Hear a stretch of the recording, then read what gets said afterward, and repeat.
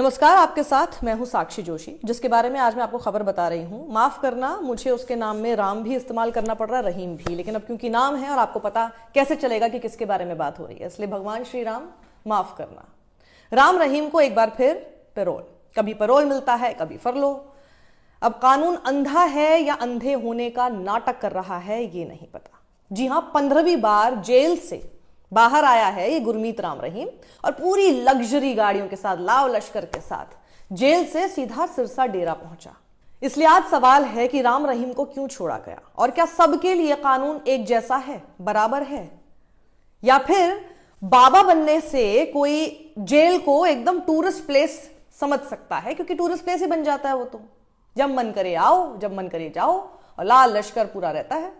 राम रहीम, जिसे खुद कोर्ट ने यौन शोषण का दोषी माना, जिसको उम्र कैद की सजा सुनाई, जिसे सिर्फ जेल में ही रहना चाहिए।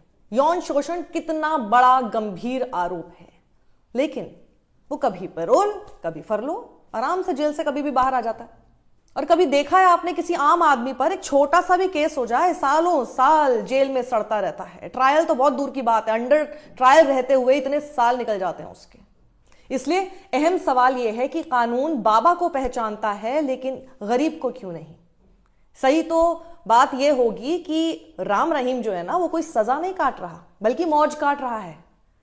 अब एक बार फिर 40 दिन के पैरोल पर जेल से बाहर आया है राम रहीम। मस्त बर्थडे पार्टी करेगा और मौज भी।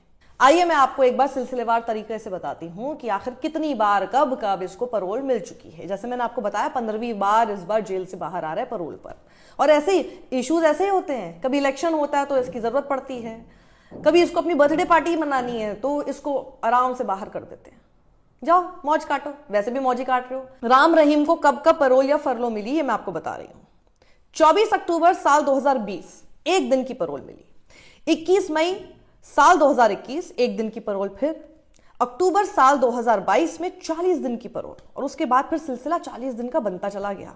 जून साल 2022 में फिर एक महीने की पैरोल। 2022, 2023, 2024 में भी कभी 21, कभी 40 दिन तक जेल से बाहर रहा यह आदमी। यानी ये छूट साल दर साल बढ़ती रही। पहले शुरुआत में ना, जैसे बोलते ना, टेस्टिंग द वाटर्स, एक एक दिन करके देखा।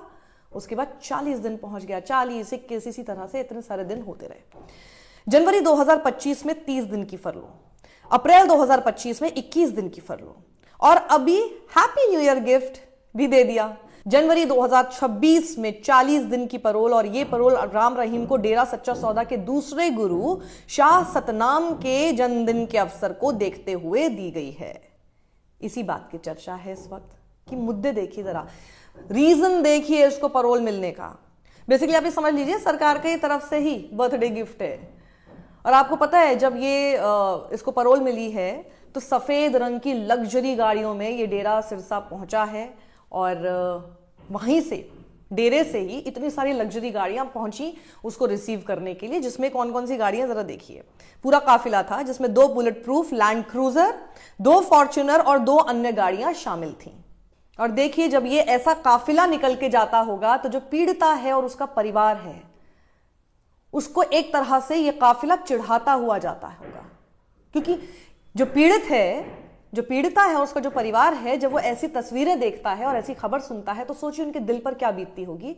और बिल्कुल वही करता है ये, और फिर मौज काट कर आता है।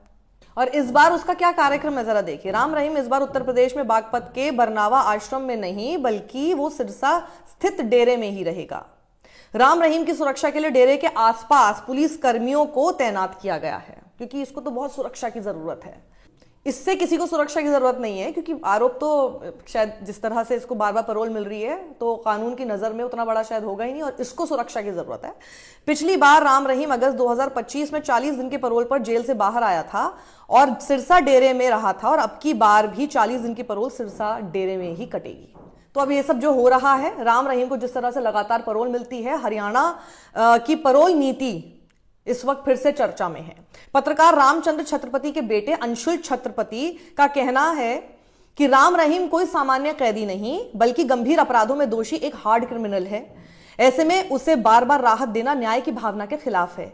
वहीं हरियाणा सरकार ने पंजाब हरियाणा हाईकोर्ट में दायर हलफनामे में राम रहीम को हार्ड क्रिमिनल मानने से ही इनकार कर दिया है। सोचिए, सरकार का कहना है कि जेल रिकॉर्ड के अनुसार राम रहीम का आचरण संतोषजनक रहा है और उसे अच्छे चाल चलन वाला कैदी माना गया है और इसी आधार पर नियमों के तहत उसे पैरोल दी जाती रही है। अब मैं क्या ही कहूं बीजेपी की हरियाणा सरकार के बारे में। शायद राम रहीम से तगड़ा याराना ही लगता है, याराना नहीं है तो क्यों कैसे इसको बार बार इतनी आसानी से पैरोल मिल जाती है। आम लोगों को मिलती है कि हरियाणा में, और कितने ऐसे लोग होंगे जो कि कैदी बने हुए हैं या फिर अंडर ट्रायल है और उन लोगों को कितनी आसानी से पैरोल तो दूर की बात है उनका ट्रायल ही आ जाए। आप सोच के देखिए, मैं हरियाणा वालों से बात कर रही हूं, एक बार जरा सोचिए कैसे हो रहा है ये।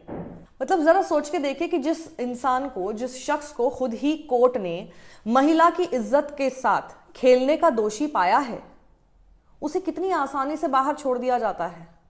और क्या ये वही देश नहीं है जहां पर किसी गरीब को इसीलिए न्याय नहीं मिल पाता, इसीलिए उसका मामला नहीं कोर्ट में जा पाता और वो सड़ता रहता सालों साल, सिर्फ इसलिए कि वो किसी वकील की फीस नहीं जुटा पाता। अब ये समझ से परे है कि क्या कानून की आंख पर धर्म की पट्टी चढ़ी है या फिर ये वोट बैंक का पूरा चश्मा है जो कि लगा हुआ है। ये मैं इसलिए बोल रही हूं क्योंकि ये सिर्फ कोर्ट की, कानून की बात नहीं है, ये वोट बैंक का पूरा मामला है। क्योंकि अभी भी राम रहीम के पास लाखों करोड़ों अनुयायी हैं, जिसकी वजह से ये वोट बैंक है। बहुत आसानी से राम रहीम इस तरह से कानून को चिढ़ाता हुआ, सिर्फ कानून को क्या, जनता को चिढ़ाता हुआ ऐसे निकल जाता है कितने भी दिन के लिए। अब आप खुद से सवाल पूछकर देखिए कि क्या सरकारें डरती हैं? क्या बाबा की भीड़ लोकतंत्र से बड़ी हो गई है? या अब लोगों को बेल या फिर पैरोल उनके फॉलोअर्स देखकर मिलेंगे? और अगर यही नियम है तो फिर जेल किस लिए बनाई है? जरा उन लोगों के बारे में भी तो सोचकर देखिए जिन्होंने राम रहीम के खिलाफ आवाज उठाने की हिम्मत की थी। उनका क्या हो रहा होगा, उनके ऊपर क्या बीत रही होगी, और उनके बारे में आप, वो कहां हैं? क्या उनसे किसी ने पूछा कि जब ये दोषी बाहर घूमता है, जिसको सुरक्षा घेरे में भी रखा जाता है, बेसिकली इस आदमी से सुरक्षा की जरूरत है बाकी लोगों को, उनको तो कोई सुरक्षा नहीं मिल रही, उनके दिल पर क्या बीतती है, उनको कितना डर महसूस होता होगा? उनसे कोई बात नहीं कर रहा है।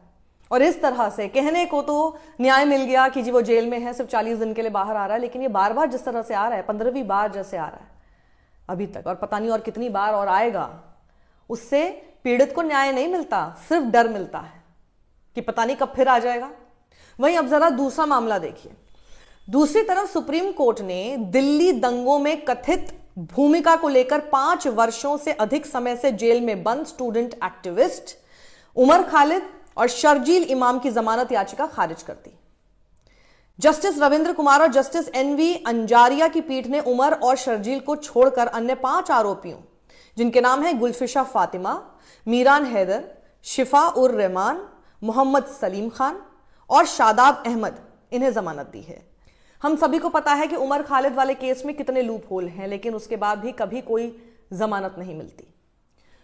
सोनम वांगचुक भी अभी सलाखों के पीछे हैं, लेकिन उस केस में भी ना कोई बात कर रहा है, ना उनको किसी तरह की कोई राहत मिल रही है। साइंटिस्ट जेल में है और जो रेपिस्ट हैं, जैसे कि एक कुलदीप सेंगर वाली खबर पीछे आई थी, उसके अलावा अभी जो राम रहीम है, कैसे पैरोल पे घूम रहा है बाहर। ये सबसे बड़ी विडंबना, सबसे बड़ी आयरनी है हमारे देश के लॉ सिस्टम की। आज राम रहीम आया है, एक बार आसाराम भी आया था, और अगर आज सवाल नहीं पूछे तो ये जो कानून की बातें हैं, जो न्याय है, वो सिर्फ किताबों में रह जाएगा। इसलिए कमेंट बॉक्स में अपनी राय जरूर दें कि क्या ये पैरोल राम रहीम को आपको सही लगता है और 15वीं बार मिल रहा है, बार बार मिल रहा है? क्या है आपकी राय? और इस वीडियो को ज्यादा लोगों तक पहुंचाइए। पता चलना चाहिए कि इस देश में कानून न्याय के नाम पर ये सरकारें अपनी नीतियां किस तरह से ऐसे बाबाओं के फेवर में कर रही हैं। सत्यमेव जयते।